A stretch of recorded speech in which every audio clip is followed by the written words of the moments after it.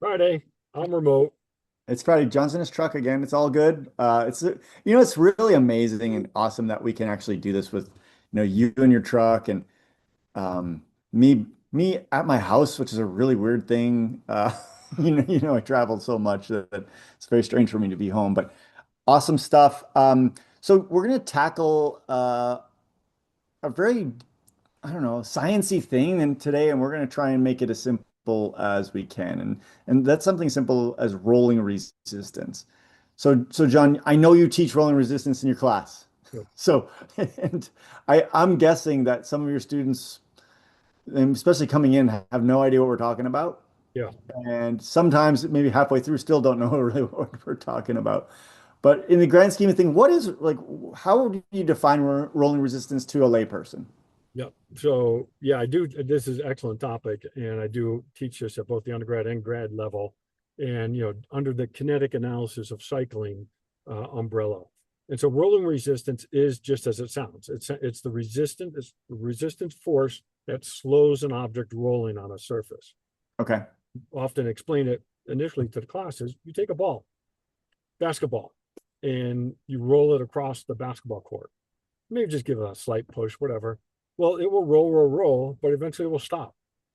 Yep. Force that's causing that ball to stop rolling is rolling resistance. So Okay. next level, you take that basketball and maybe instead of being the basketball court, you go out and roll it in the grass. It's not going to roll as far, okay, because the rolling resistance has changed.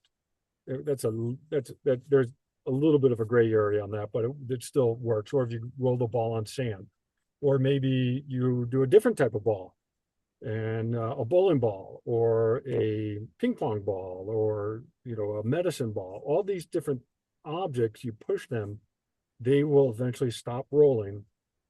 Rolling resistance makes that happen. Okay. So what contributes to rolling resistance then? It's an easy equation, actually. The rolling resistance force is a coefficient of rolling resistance times the weight of the object. That's it. But Okay. But the that's not that easy. no, the trick is knowing what the coefficient of rolling resistance is. That's the trick. And Okay. So what goes into that? there's a lot of things that come into play with the coefficient of rolling resistance. The surface itself, I mentioned basketball court versus grass. The object itself, the surface of the object, the basketball has little, knobbies on it, whatever, has some little grooves in it here and there, versus a bowling ball, which is smooth except for the holes, but some bowling balls don't even have the holes now. But if you take other types of objects, that surface interaction, the object rolling and the surface of it's rolling over, you need to understand that interaction. Then characteristics of the object rolling, how much it deforms, how much it recoils, the temperature of the material, the temperature of the environment. There's a lot of nuanced factors that come into play in terms of ultimately determining that coefficient of rolling resistance. Okay. So I think that's pretty good, but it's still, man, that's a lot of stuff and kind of confusing for the average triathlete slash cyclist that because I hear about it all the time. People ask me this question about rolling resistance, most specifically about tires, tire pressure, road surface, temperature, whatever. So there's so many pieces to this, and I think that I don't know. I think it's almost overwhelming for people, and so there's like, okay, well, the experts say I should run this tire at this pressure, Yeah, yeah. and they don't think about maybe some of the idiosyncrasies of it. How would we kind of square that circle? It's a very nuanced force, and it's hard to measure this force. You and I worked on a project where we actually Yeah. did try to quantify rolling resistance while rolling outside. And we actually don't measure rolling resistance, we measure a lot of other things, and then that tells us what the rolling resistance is. But it's a small force. But if you start looking at that small force, which is always pushing against the direction that you're moving, the effect of that force adds up over time, Yeah. especially if you're doing a 78.3 or if you're doing a full Ironman. I mean, you're talking minutes, 5 minutes, 10 minutes, depending on the type of tire.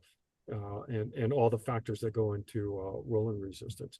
It's like a bad a tire with a high rolling resistance versus a tire with a low rolling resistance. It could be like you're riding uphill at like a 1% grade Yeah. versus no grade. It's that, and 1% grade, no, who cares? But over time, that makes a big difference. So Yeah. it is, there's a lot of things that come into play. I think the easy thing for someone to do is just look at when you buy a tire, there's typically a rating on the box telling us what the rolling resistance in essence is. Yeah. Now, there's a whole nother problem of where that number came from, but that's usually the first level of trying to evaluate what type of rolling resistance your tire may have. Yeah. So let me ask you a question. If once again, if you're thinking about a race, Mm-hmm. and we've talked about this before, but you're thinking about a race you're going to do. Let's Oceanside is coming up. Let's give that. So we both raced Oceanside. We can think about the surface, the temperature, whatever. I mean, what are the factors that would go into your mind thinking about specifically rolling resistance, not aerodynamics, not all these other things, just rolling resistance about tire selection and really what we have as far as I can see, the levers I can pull are tire selection, tubeless, and pressure. That's That's right. kind of oh, and I guess tire width. I guess that's tire selection, right? Yeah. So those are Well, kind of my choices, right? Or my levers I can pull. no, totally. And that's it.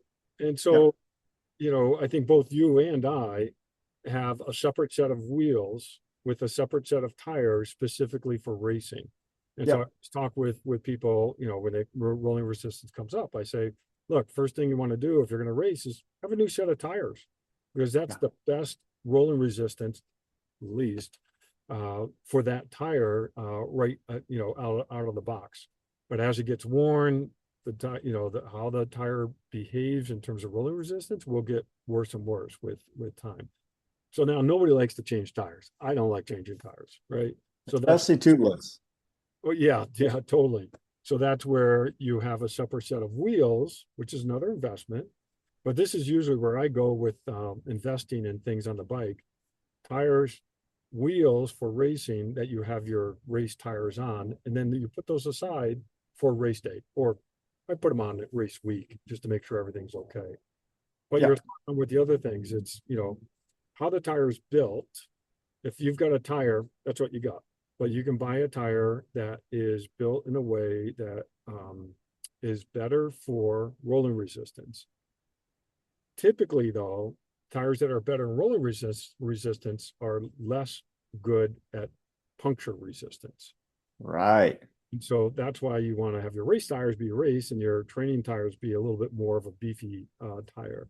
But you're right, the width of the tire and the tire pressure are usually the two things that you can control. The width being what you buy, but then once you have that race tire, the race wheel, sorry, now it's just how much air pressure you put in the tires, what you can control. Yeah. So going back to the thought process of Oceanside, what would be some of the decisions that you would could potentially make? Um, I would really just look because I have one set of race tires and their particular width that go along with the wheel and all the But would you consider changing the width based off of the course? I guess I that's the would, first one.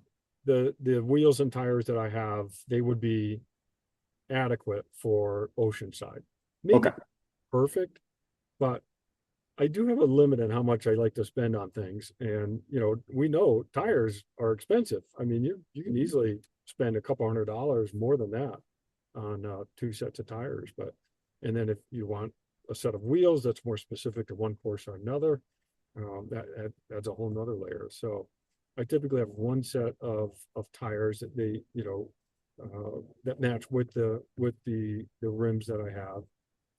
And then I'm looking at tire pressure and I'm looking at the course and I'm trying to think about, okay, what range of tire pressure do I want to be in? And what we've learned over the last really 10, 15 years is we were probably all overinflating our tires for a long time. I mean, we were probably all pumping up 120, if you're tubeless, tubular at the time, you're probably pumping up to 140 PSI. You were making those rock hard to feel every bump. But that's not what we've learned is that's not what you want to do. That actually makes things worse for rolling resistance. You're actually going to be probably somewhere for the tires that people are buying now, somewhere between anywhere 80 to 90, 95 PSI.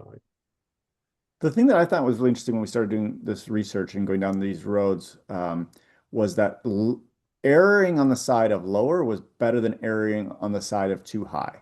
So once again, if you're like, okay, well, maybe I'm like 80, Mhm. well, go to 75, better than 85. Yeah. And the research kind of bears that out. It's kind of what do they call like a hockey stick or a J-shaped curve. Does this hold true to you as well? Yeah, and it does. And we've actually seen it in some of the analysis that we've done where you get sort of a flat area of or range of PSI that you're probably not going to influence rolling resistance too much in one direction or the other. But then once you get outside that range, it can start to go higher. And it starts to go up quicker for higher PSIs than lower PSIs. Yeah. But then once Yeah. you get too low, well, now it just goes up as well. If you're down in a type of tires that we run, if you're down around 30 PSI, you're working really hard to move that bike forward. Yeah. Yeah. It's interesting. I was thinking about this last week. So last week I was out riding and I had two flat tires, which is never fun. No. And I'm now using a mini pump. I'm using a mini pump instead of like electric mini pump instead of like CO2s. No. So I'm like, oh my gosh, on my second one, I'm gonna run out of like battery power. So Hmm. I only got it to about 30 PSI. This is my front wheel. And I was like, I was 25 miles from home. Yeah. And I'm like, okay, this is gonna be pretty rough. And it was like I hadn't it was safe. I was okay, but I could feel like I was almost like I was riding kind of in mud. Do you know what I mean? Like my rim wasn't hitting the ground, but it was just enough that it wasn't feeling very good. So yes, when you get too low, obviously that is an issue. And what I was feeling was rolling resistance Yeah. Well, for and sure. two things that go along with too Okay. low pressure is not only what you just talked about, but then also um, every bump, the tire is not going to protect the wheel potentially. And now if you hit a bump, it actually could Exactly. damage the rim. The other thing that can happen is the tire won't sit itself as well on the wheel, and you go for a turn, and all of a sudden the tire flops off the wheel, and once the tire comes off, it's like being on ice, and Yeah. especially your front tire. So those are two things I always worry about if the pressure gets too low. Now for mountain biking, 30 psi is perfectly fine, but it's a totally different tire, different situation than the type of tires that we use. Yeah. Okay, so going back to I'm going to go back to Oceanside again, and I know you got your tires on that you have, but let's say you were independently wealthy and you had a mechanic that was going to change your tires and stuff like that. Would you change the width based off of a course? Um, I think if the course was very bumpy, cobblestone, like in Tour de France, Yeah. yes, I would definitely go wider and a lower PSI. Yeah. Yeah, see, this is the thought process that I go through as well. Every time I think about a course, I'm like, okay, how bumpy is it, or how smooth is it? We've been on some courses that are like perfectly smooth, good roads for like a very high percentage of it. Okay, I'm gonna go with a little bit narrower tire potentially. Um, or yeah, the opposite side where just really rough roads and real bumpy, then I'm gonna go wider. And once again, if it's kind of in the middle, I'm like you, I'm not gonna change them, right? Like I'm kind of stuck with what I'm got, and it is a pain to change them, and it's expensive to change them. But I think that there are times when it can be really, really beneficial. Once again, especially on those really, really bumpy courses, Mhm. where you could be gaining minutes in a 70.3, maybe up to 5 minutes in an Ironman. Yeah, no, totally. So And local people know the influence of road surface on biking because we all race down at Lake Mead, Boulder yeah, Beach, and we all know Lakeshore Drive. There's a section of pavement that is so smooth, it's wonderful, and then there's a section of pavement that is chip seal, and it's really, Yep. and so we ride on that chip seal. We're coming back to, transition area, and you're on that chip seal, and you've sort of forgotten about it, but then you hit that smooth section, and it's like, oh my goodness, this is just wonderful at this point. So that road condition is a main factor in that type of race. Yeah. So, okay, let's talk about another factor in rolling resistance, and that's temperature. So I think that it's not thought of very often, but temperature does make a significant difference. The other thing I'll just add in, so when John and I did this research, we could actually measure the temperature changes quite easily when clouds would come over. Do you remember that? Like a cloud would come over, oh, we can't use this data anymore. So that was subtle differences, but think like in a full Ironman distance race, Mm-hmm. when maybe you're starting out at 60 degrees and then 5 hours later it's, I don't know, 80 or 90 degrees, Mm-hmm. right? And then also we're creating friction within the tire, so we're actually adding temperature to the tire itself. Plus these tires are black, right? So they're taking radiant heat as well. So when you think about temperature, like does that change your thought process around rolling resistance and what we could do about it? That's the funny thing is that we can't really do much to it during an event, and so that's one of those things that influences rolling resistance, but it's out of our control. Uh, Right. and trying to pick the right starting pressure, knowing that your pressure may change as the day goes on. I mean, we've all heard horror stories of, or been in transition where you start hearing tires pop even because the pressure's gone up, the temperature's gone up, and someone's pumped up their tire already to a very high pressure, and all of a sudden it's you hear these tubes popping, and so it will change the internal pressure. Temperature does change the internal pressure of the tire, which influences rolling resistance. So now it's just a matter of looking at the weather conditions, and I know you do a really good job of that, and trying to identify what do you want your starting pressure to be, knowing that it may be different Yep. at the day because of temperature. The other thing I was going to add here, this is where this is super, super difficult. Most tires during a 5 hour race like this, they're going to lose pressure too, Yeah. right? So it's hard, right? Because we almost all of our races, temperature goes up as we Mhm. go. So pressure is going to increase, correct? As Yep. temperature goes up, pressure will increase. Yes. But many of these tires, especially if you're running latex or you're running tubeless, will lose a little pressure during the day just because it leaks. Yep. And so I think that like you said, it's really, really like something that we maybe shouldn't overthink. And the reason I asked, and it was the perfect answer you gave, is because I think some people overthink the temperature aspect when it's probably not as big of an influence as just getting the pressure sort of right Yeah. and make sure the width of the tire is right, and then the compound of the tire, which you already, or the making of the tire, which you already made mention to, as far as like at least starting with a good rolling resistance tire is Mhm. gonna is probably more important than like the subtleties of temperature. No, spot on with all of that. And what's interesting though, we're talking about these changes in pressure. A lot of times we get to transition. I know you don't, I don't, but a lot of people go to transition and they got to pump up their tires in the morning. They just grab a buddy's pump, or they grab one Hmm. that's in the transition area and they use that. And the problem with that is pressure gauges vary quite a bit between pumps, especially high end pressure gauges versus low end pressure gauges. So this is always one of those funny things that we spend a lot of time talking about PSI, but then you go grab someone else's pump and you use that thinking it's going to be the same as your pump, and it won't be, most likely. But how do you know your pump is even good, right?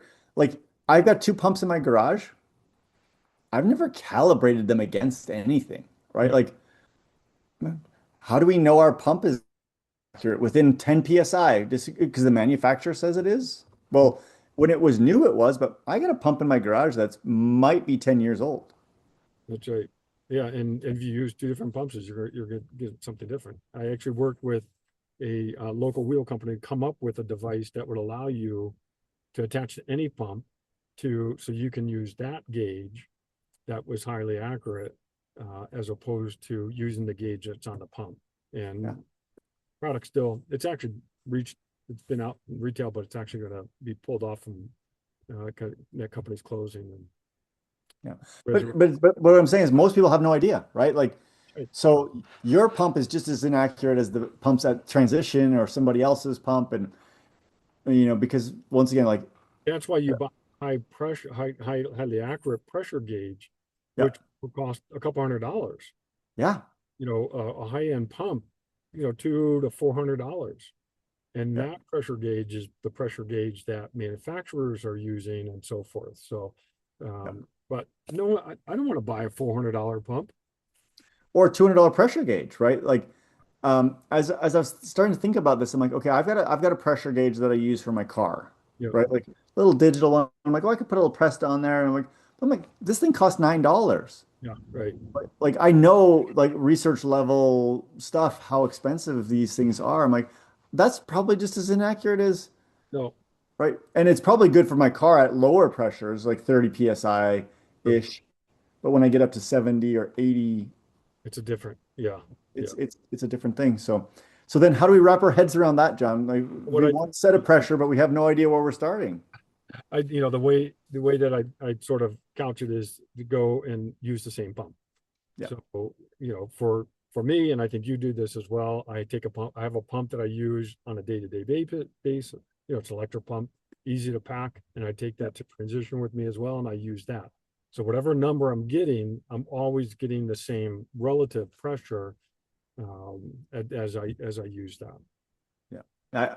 I'm the same way. So I think I was just telling you, I use some electric pumps now, but for race day, I have my good old standard pump. I've had it for 15 years. It's the pump I always use. It's for me, it's in my brain, it's accurate, Yeah, yeah, right? Like, right. Well, but you can also, through riding, you can start trying to zero in on what your yeah, pressure is, yeah, not necessarily even using like a pressure, a calculator that, it's on several different websites. Put your weight in and so forth. But just riding, you can start getting a sense for when rolling resistance is better and when it's worse. It's a very subtle, but yeah. you can do that. That's how I actually stumbled on this. I think I've told this story before, but I was doing Ironman in Arizona, and the morning of, actually the day before, I was having this weird leak on my tire. I think it was my front one, and I couldn't figure out what it was. I changed it probably 2 or 3 times, kept coming back, and it kept losing pressure. And I'm like, what the heck's going on? Well, eventually I thought I had it, went home, came in for the morning of the race, and it's flat again.